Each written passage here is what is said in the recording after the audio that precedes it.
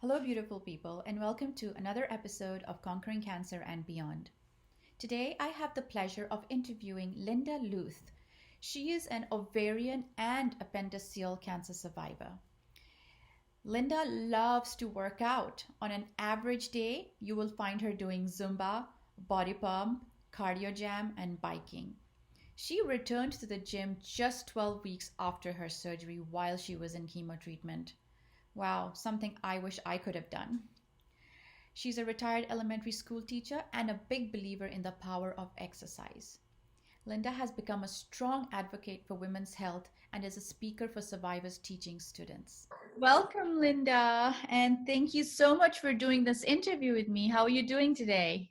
I'm great. How are you? I'm doing awesome. I love the energy you're bringing.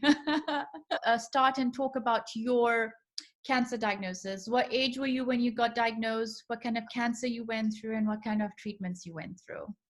Okay, I was diagnosed, I was almost a few months short of 65, Okay. ovarian, Ovarian. peritoneal, they say. And I went through 9 weeks of chemo Okay. because it was too much to start uh, the surgery first. Some people go through surgery first, some people later. So I did 9 weeks of chemo, surgery, and then 9 weeks of chemo. But I had started, I guess it's phased in, whatever they say. I qualified, that's the word I'm looking for. I qualified for an immunotherapy trial. Okay. So they started my first chemo treatment. So I got immunotherapy every 4 weeks Wow. during my treatment. But I said to my doctor, because I started treatment in August, Okay. and I said, I have to go back for Thanksgiving. I have to go to New England. Yeah. And doctor looked at me. He said, yeah, okay, all right, whatever. If you can do it, I'm for it. And I did. I did. Wow, that's awesome. I feel that's one thing that it just gives you the strength to just keep on going. And I feel like if you just accept That's right. what has been thrown at us and we just get this energy from within that just keeps us going because we know what we need to get done, right? That's right. And I needed to see my grandkids. I needed to see my own kids, my sons. Mhm. And I just said, I'm going. That's my holiday. I'm out. I'm there. Yeah, And it was just a difficult beginning sure. because it was stage 4, because there was so much. Yeah. Um, they had to take my spleen as well. Oh, wow. So my immune system was compromised right from the get-go with the chemo, but with the spleen. So doctor said, as long as I keep my hands clean, I'm good. Yeah. And so I just kept going. We just keep going. And then fast forward, after the holidays, I developed a hernia. Oh, So I had another surgery, and the doctor found early stage appendiceal cancer. oh my gosh. So the fun continued, huh? Yeah, well, he said the ovarian wouldn't have killed me. It was the appendiceal that would have killed me. Wow. So was that already there when you had the ovarian, when you found ovarian cancer, or was developed after? You don't even know that. They don't know. They don't know. They found this mucinous substance, and Uh-huh. the doctor said doesn't look good. So he took the appendix and cleaned me out, and found out later that it was appendiceal cancer. And then they stopped the trial 9 months into the maintenance phase. I Okay. had gone through about a year and a half of the trial and the chemo and everything combined. And then they just stopped it. The FDA just stopped the trial. It wasn't helping enough people. Okay. So so I said, okay, now what do I do? Yeah. You know, it's life after chemo. Mhm. Okay, well, if you're going through chemo, you have a doctor's appointment. You have some checks and balances, so they Yeah. say. Yeah. And I had nothing, and I said, I just can't let it go. Yeah. And my doctor suggested that I check into HIPEC, which Okay. is hot chemo. Oh, okay. And so last May, I had 19 of 19. Everything started in 2017. So 2019, I had the HIPEC. Okay. And that's very, I hear that's very different. Because they do it, sometimes they do it laparoscopically, sometimes not. Okay. My doctor said if they don't do it laparoscopically, because he and another doctor were working on this together, Yeah. they don't do it laparoscopically, don't do it. Because he had already opened me up twice Yeah. in a year. And he said, no, we're not doing it. And I said, okay. And what they do is with catheters, Mm-hmm. they put the hot chemo, about 110 degrees, like our summers, Yeah. into your abdomen, and it swishes around for about 90 minutes, and then they drain it. Wow. And it's supposed to get all those extra cells that are still in there. Okay. Well, let's hope they got all those cells because Well, it seems like you've been through quite a bit already. yeah, especially when you start, because when you start and the doctor doesn't think there's anything wrong with you, Yeah. and you have to keep going. Because I looked at 60, almost 65, I looked 8 months pregnant, and Oh, I had my yearly gynecologist appointment, and I went to him and I said, something's wrong with my belly. yeah. Look, I don't even know if he looked. I don't think he did, because he said, this is out of my realm of expertise, and sent me to a gastroenterologist. And that's where the ball started rolling. Right, exactly. Wow. That's quite a bit of stuff to go through. Oh, we all have our own journey. We all, and we just get our inner strength and Yeah, we make things happen. We do. we do. That's so true, Linda. So tell us a little bit about, Linda, what mantra or one thing that you held on to that made you go through this journey, with Okay. the positive mindset. Well, I've been a kindergarten teacher and an elementary school teacher since 1974. Okay. And I just, I was teaching back east for a long time, Okay. in New Jersey. And then when we moved here, I said, I have to do something. And I started looking into other fields, and I said, I need that teaching. That's who I am. Yeah. That's what I'm all about.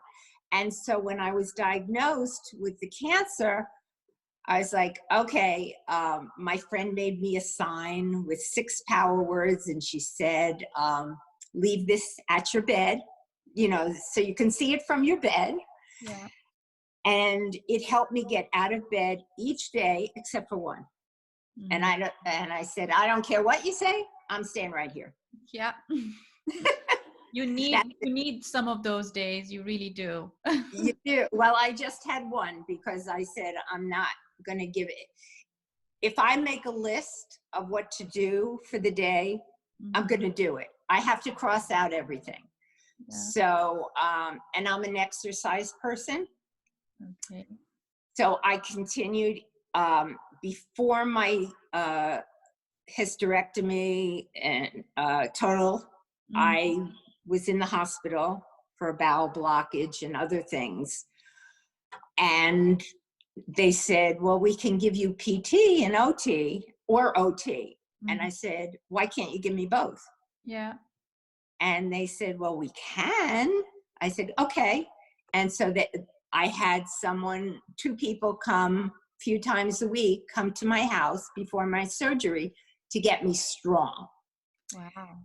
And I have an exercise bike, and we use that also. But something about Katy Perry's Roar, that song became my mantra. Wow. Because I decided, and my husband bought me the shirt, you're gonna hear me roar. Yeah. And I said, okay. And he had videoed me on my bike with this squeaky, I don't sing well anyway, but with squeaky little voice singing Katy Perry's Roar.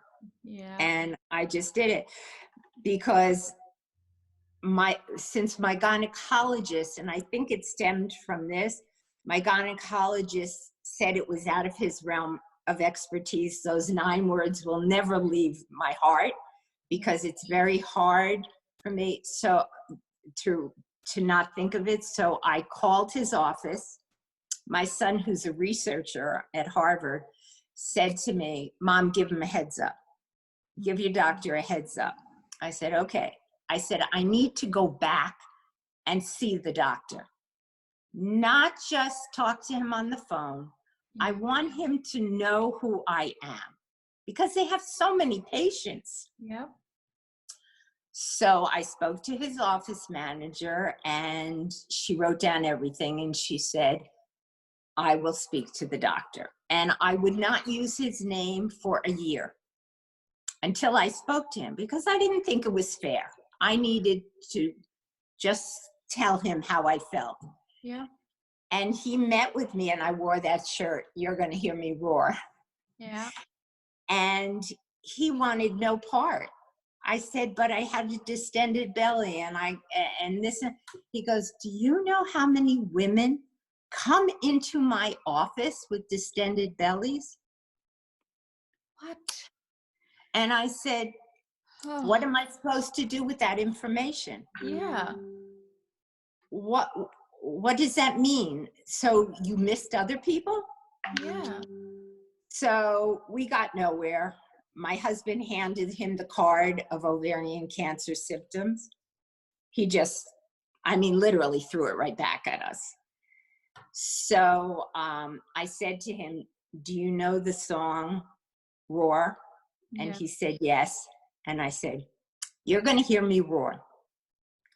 So that started me going to meetings, Teal It Up, whatever it was, just going to cancer survivor meetings, just getting to know people. Yeah. And listening to their journeys helped me. Mm-hmm. And I went to one meeting, I think it might have been right after surgery. It was very close to the surgery time. And I met some people, and one person said, it sounds like you really need to do survivors teaching students. Mm-hmm. And I said, what is that?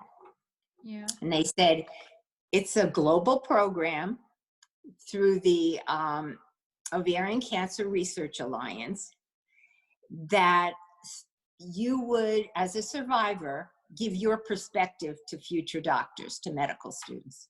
I was like, sign me up. Yeah. I'm Yep. going to do it. So I've been doing that. And I have been doing other things, walking and doing the walks and raising money and just advocating and saying, we have the right to speak up. No, we have an obligation to speak up for others. And for that's ourselves. And for ourselves. Absolutely. I mean, if you didn't take that extra step, you would have never even known what was going on with your body. That's correct. Exactly. And interestingly enough, I had gone to another meeting. Yeah. And this woman was crying in the corner. And I went over to her and I said, can I help you? And this was a year after I had met with my doctor it was July. I met with him. Mm-hmm. So this was August. This was my, when I went back to my gynecologist that year later. Yeah. And she started telling me her story. And for a year, she was trying to get some answers. Oh, And it sounded to us that we had a similar story. yeah. And she said to me, and I said to her, I think at the same time, it was very close, who was your doctor? Yeah. Same. Same. Same doctor. Mm. And, but he said, let me send you for more tests. That was after a year. And I like to think that I was part of that because it was a month after I had spoken to him. Yeah. So maybe it helped her. Maybe. But Yeah. I'm you sure just, it did.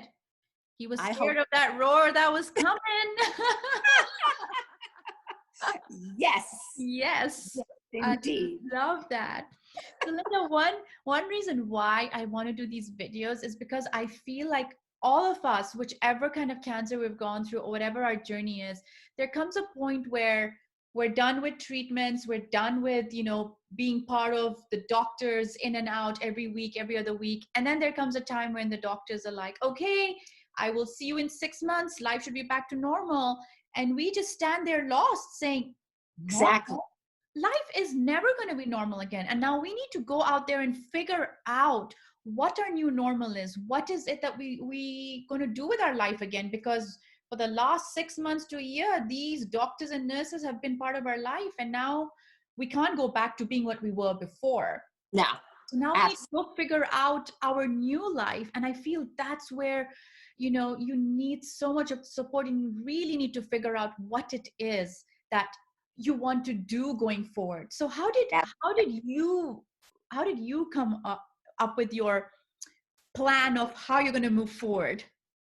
Well, I am a gym person, like I said, Yeah. and I had even a vegetarian, Mm-hmm. even went to cooking class years before I had my cancer. Yeah. And it was run by the Cancer Project in Washington, D.C., and it was at Virginia Piper. Mm-hmm. And I went to those classes, and then when I was like, I got my diagnosis, I said to the nutritionist who ran the program, I said, how can I get cancer? Yeah. I did everything right. Mm-hmm. My system, I didn't eat red meat, the carcinogens and this, and I exercised. And she said, it helped. Yeah. It definitely helped you, but it's not going to keep it away. Yeah. And so I went back. Let's see, I had my surgery in November of 17. In January, I went to the cancer center at Virginia Piper, their gym. Okay. And I promised myself by spring, I would be at the regular gym. And I had to be extra careful because no spleen, so I had to wear gloves. Yeah. And wipe down everything, and I still wipe down everything. I don't wear the glove. Well, maybe I should now, but Yeah. but I wipe down everything before I use the equipment. But I think going to the gym Mm-hmm. and being with my gym buddies, Yeah. it made such a difference. It just gave me, okay, so there is life, and I can go back to part of me, maybe not all of me, Mm-hmm. but I can go back to being part of who I am, and I need to exercise. And ovarian, there's a 70% chance of reoccurrence. So my son told me, he's a life coach in New York City. He Oh. said, Mom, you're not a statistic. Mm-hmm. And I said, okay. And so when they opened me up again for the hernia, they said now the reoccurrence rate is 40% because of when they open you up, they get a chance to look around and see and whatever. And then when I had the high pet, so the statistics are really getting good. So I think being with my gym friends, being at the survivors teaching students, helping people at the gym tell me I inspire them. I think we inspire each other. I think that's the way it works. Yeah. And it's just, you keep going, and you have to have a positive attitude, and you can't say, I'm just going to sit here and do nothing. I mean, I have friends that say to me, if they have a little ache and pain, and they start saying, oh, I don't want to complain to you. And I said, and I've always been a good listener. So I said, well, I'm here for you, but moving on. Let's get past it. And it's just sometimes, you say, okay, I listened, I'm on. But I think being at my oncologist's office, we have an aftercare program. So like after chemo, what now? And a lot of the people are still in treatment. I was just at our meeting the other day. It was 2 years cancer-free for me. Wow. And so I think every milestone, every day is a challenge for everyone. Yeah. But we have to put our foot out the door, and I have it on my list, and I'm going to do it. Yeah. I'm going to get out there and do it. Yes, absolutely. Wow, Linda, you're such an inspiration. So what's the one thing you'd like to tell, people who are watching this video and, maybe starting on this unfortunate journey that you and I have taken? What's the one thing you'd like to tell them? Be your own advocate. Yeah. You have an obligation, like I said, to speak up. You need to do it for yourself, like you said, others. And I think that it's just a journey. And you have to say, okay, if you really, like I didn't feel well from head to toe. I mean, it wasn't that kind of thing. I had never felt that way before. Yeah. So I think if you feel that something is wrong with your body, prove it to me it's not cancer. Yeah. And then we go from there. Prove it to me that there's really nothing wrong, and then we'll talk. Yeah, it is so simple to say that. And is it? Yeah, it's simple, right? And it's even simpler to just go there and question the doctors, which I feel like a lot of people don't. They feel like the doctors know it all. Yes, they know it, but not all, because what we feel and our gut is the biggest thing for us. You have to. You're absolutely right. And when the office manager at my original gynecologist gave me the report, you know how they sit at their computer while you're and type? And on there it said history of colon cancer. There is no history. No way it was palatable. It was hard as a rock. Yeah. So he wrote things in that report, and I still have it, that were untrue. So you need to get copies of your reports that they sit and type. You are entitled to it, and read it and see, does it make sense? And if it doesn't, something's wrong. Yeah, absolutely. Wow. Thank you so much, Linda, for sharing your story. And you're such an inspiration, and we can't wait to hear your story on the 22nd. And I'm so honored that I'm going to be sharing the stage with you. And you and all those other people. All those amazing women. Absolutely. We are. Thank you. Us have a unique story, and we've all, embraced it in a way that is just unique to us. So there's no right or wrong or answer to this. It's just who you are and how you embrace this unwanted journey that you have to walk, and how you come out of it stronger. And it's And we do, right? we Do. absolutely do. I mean, look at all the amazing things all of us are doing. My hat's off to everybody. I mean, everyone is just out there being who they are and getting the message out and helping others. And I think it's fabulous. And I thought the second act, because I did go to a workshop, I thought you had to have a .org or you had to have something. Yeah. And It's I not. realized that no, you can make a difference Mm-hmm. in your way. Absolutely. Like you said, right or wrong, whatever it is, it's your way. It is your way. Thank you. Oh, Thank you. thank you so much.